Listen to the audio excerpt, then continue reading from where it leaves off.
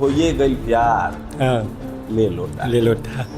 होइए गई प्यार ले लोटा, छप गई अखबार ले लोटा, आ इजहार करते जे धरा गईनी पड़ल भाई बरियार ले लोटा। ले लोटा। बात माफी मंगला पर ही खत्म हो जाई, हाँ, तब तक आइल थानेदार ले लोटा। मुंशी जी 200-400 में मान गई रहे, हाँ, लेकिन जेब में खाली 2000 ले लोटा। ले लोटा। हाँ, मुरी नवा के हम घरे भागल अनी, लेकिन दुआरे पर बाबूजी हमार ले लोटा। ले लोटा। हाँ, आ घर के बात घर ही में रह जाई, हाँ, तब तक आइल पटीदार ले लोटा। आत्मा के सौंदर्य का शब्द रूप है काव्य, आत्मा के सौंदर्य का शब्द रूप है काव्य। मानव होना भाग्य है, कभी होना सौभाग्य। मानव होना भाग्य है, कभी होना सौभाग्य। ये पंक्तियां हैं स्वर्गीय गोपाल दास नीरज जी की। मलिक मोहम्मद जायसी कहते हैं कि ओ मन जानी कबीत अस किन्हा, मौकू यह रहे जगतमा चिन्हा। यही जानकर मैंने इस काव्य की रचना की है कि मेरे ना रहने के बाद मेरी कविता ही मेरी पहचान होगी। तो एक बहुत बड़े शायर हैं इकबाल असहर, वे कहते हैं कि ठहरी ठहरी सी तबीयत में रवानी आई, ठहरी ठहरी सी तबीयत में रवानी आई, आज फिर याद मोहब्बत की कहानी आई। और इतनी आसानी से मिलती नहीं फन की दौलत, इतनी आसानी से मिलती नहीं फन की दौलत। ढल गई उम्र तो गजलों पे जवानी आई, ढल गई उम्र तो गजलों पे जवानी आई। नमस्कार, प्रणाम। मेरा नाम है कवि निखिल कुमार सिंह। दोस्तों, आज मैं जिस व्यक्ति से आपको रूबरू कराऊंगा, जिस व्यक्ति से आपको मिलवाऊंगा, मैं बताऊं एक कवि हृदय है, उनका कवि हृदय सम्राट है वे। कोई उनको बुलेट जी कहता है, कोई कवि जी कहता है, नाम के पीछे डॉक्टर लगा हुआ है तो लोग डॉक्टर साहब भी कहते हैं। नाम है डॉक्टर अमरिंदर सिंह, जो कि सारण के एक प्रतिष्ठित विद्यालय में प्राचार्य हैं। इनके ये एक कोचिंग चलाते हैं, कॉमर्स पढ़ाते हैं, लेकिन इससे इतर इनकी पहचान एक कवि की है, एक समाजसेवी की है। दोस्तों, मैं आज साहित्य की बात करूंगा, कविता की बात करूंगा। मैं डॉक्टर अमरिंदर सिंह बुलेट, जो कि कवि हैं, मैं उनसे आपको मिलवाऊंगा। उनका जब आप रूप देखेंगे, जब वे कविता पढ़ते हैं, हमने कई मंचों पे एक साथ कविताएं पढ़ी हैं, कई साहित्यिक यात्राएं हम लोगों ने साथ में की है। जब ये जाते हैं मंच पे और अपनी कविता सुनाते हैं, तो जो सामाईन हैं, जो श्रोता हैं, वे केवल पुरखुलूस दाद ही नहीं देते हैं, मुकर्रर बोलते हैं, वंस मोर बोलते हैं। तो इनकी कविताओं की जो खुमारी है, लोगों के सिर चढ़ के बोलती है। डॉक्टर अमरिंदर सिंह बुलेट किसी परिचय के मोहताज नहीं है। आप सारण में किसी से मिलिएगा और इनका नाम लीजिएगा तो लोग बोलते हैं बहुत कूल से आदमी हैं, बहुत मृदु स्वभाव के हैं। सर, सबसे पहले आप मेरा प्रणाम स्वीकार कीजिए। नमस्कार। इस चैनल को पसंद करने वाले जितने भी दर्शक हैं, देखने वाले दर्शक हैं, उनका भी अभिवादन है। और इस कड़ी में आप हमसे मिले हैं, मुझे बेहद खुशी हो रही है। धन्यवाद सर। ये कविता लिखना आप शुरू किए, ये कहानी, ये कविता की जो गाथा है, ये कब से शुरू हुई आपकी?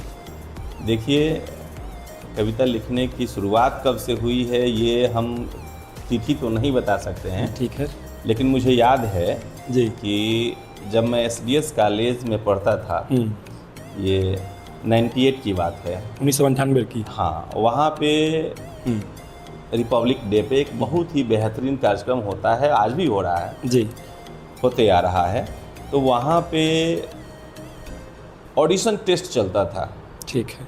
अब मुझे याद है कि उस तरह का ऑडिशन टेस्ट तो किसी चैनल में नहीं चलता होगा जैसा वहाँ चलता था जी। बहुत इस शहर के जितने प्रतिष्ठित गायक थे, और वो लोग वहाँ पे आके प्रतिभागी का चयन करते थे, और फिर वही प्रतिभागी 26 जनवरी को अपना प्रस्तुति करते थे।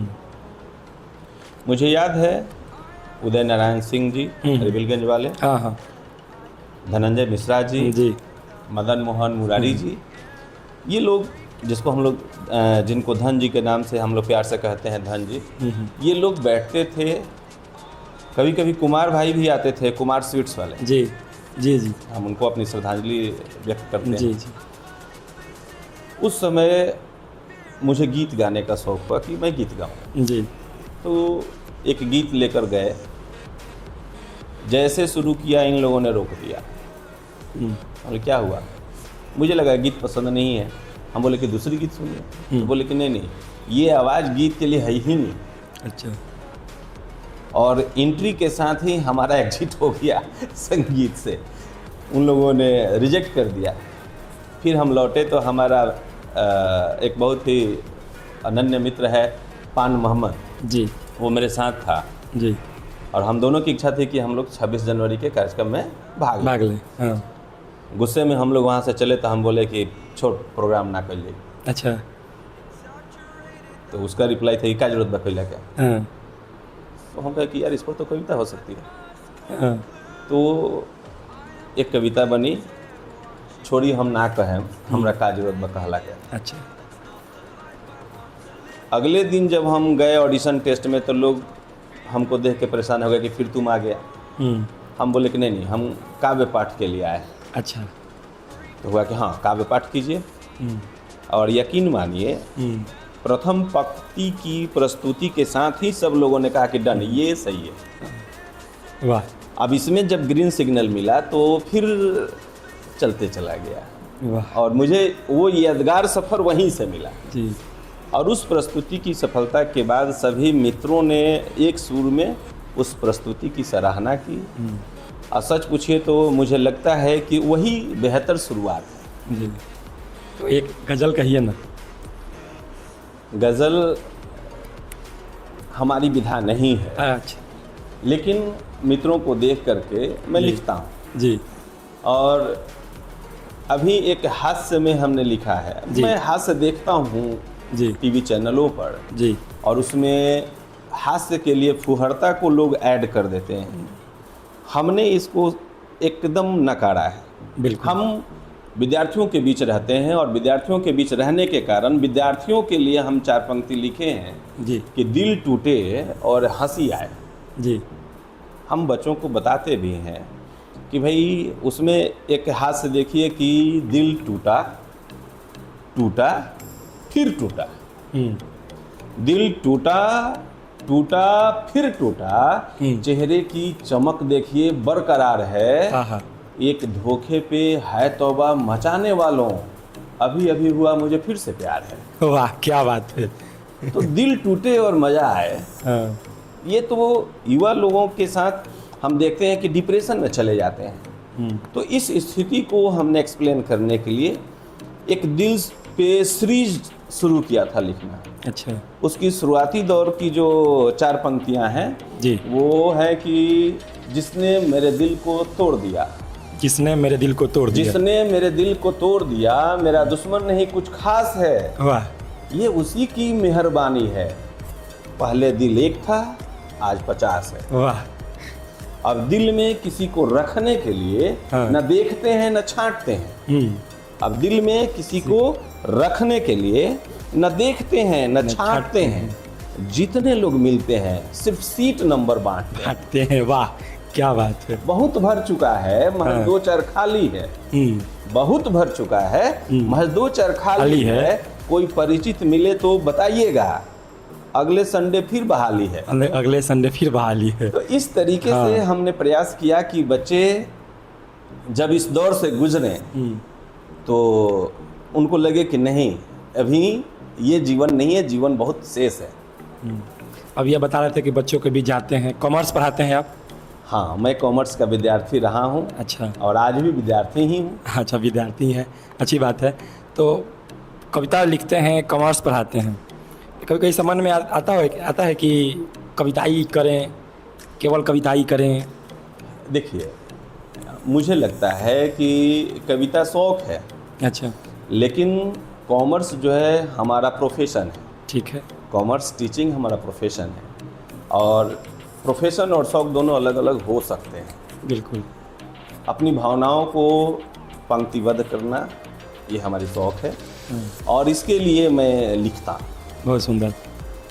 प्रोफेशन मेरा कॉमर्स है। अच्छा। जिस दिन प्रोफेशन और शौक दोनों एक हो जाएंगे, हाँ। उस दिन या तो कवि सम्मेलन होगा, हाँ। या फिर कॉमर्स होगा। कौन किस पे भारी पड़ेगा वो भविष्य बताएगा। अच्छा। आपकी एक कविता है ले लोटा, उस कविता को जब आप मंच पे सुनाते हैं तो जो श्रोता हैं, सामाईन हैं, मुकर्रर बोलते हैं, वंस मोर बोलते हैं। तो मैं चाहूँगा कि जो हमारे सारणवासी हैं, छपरावासी हैं, या जो बाहर के लोग हैं जो इस चैनल से जुड़े हुए हैं, जो देख रहे हैं, उनके लिए मैं चाहूँगा कि आप ले लोटा अपनी कविता उन्हें सुनाएं। देखिए, अक्सर कवि सम्मेलन में जी बहुत बड़े बड़े कवि जी को हम ये कहते हुए सुनते हैं कि आप ताली बजाइए। जी। ये कहना मुझे अच्छा नहीं लगता है। अच्छी बात है। मुझे लगता है कि जो शब्द, जो पंक्ति जाके दर्शकों के दिल पे दस्तक देगी, उस पे तालियां बजेंगी। जी। आप ताली बजाइए कह के उन पंक्तियों के साथ न्याय नहीं करते हैं। ठीक है। तो ऐसे में हम अच्छा, अभी के दौर में श्रोता बहुत अच्छे श्रोता नहीं मिल रहे हैं, तो हम सोचे कि जो भी श्रोता हो हमारे साथ जुड़े। इसके लिए ये भोजपुरी में हमने लिखा है। सुनाइए। और इस भोजपुरी में है कि हास्य कैसे लाया जाए। जी। तो हास्य लाने के लिए हमने एक कोटेशन डाला कि जो हमारे श्रोता हैं, दर्शक दीर्घा में बैठे हैं, वो सक्रिय रहेंगे, तो उनसे जनरली हम अपील कर लेते हैं या बता देते हैं कि जहां हम रुकेंगे आपको कहना है ले लोटा, ले लोटा। उसमें पंक्तियां हैं कि होइए गई प्यार, हाँ। ले लोटा, ले लोटा। होइए गई प्यार, ले लोटा, छप गई अखबार, ले लोटा, आ इजहार करते जे धरा गईनी, परल भाई बरियार, ले लोटा, ले लोटा। बात माफी मंगला पर ही खत्म हो जाई, हाँ। तब तक आयल थानेदार, ले लोटा। मुंशी जी 200-400 में मान गई रही, हाँ। लेकिन जेब में खाली 2000, ले लोटा, ले लोटा। हाँ।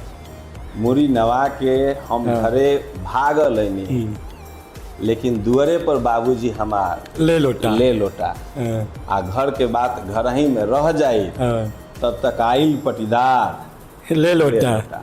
तो यह तरीके से हास्य उत्पन्न करे के जब मंच पर यह कविता जला तो एक रस हाँ। बदल जाला।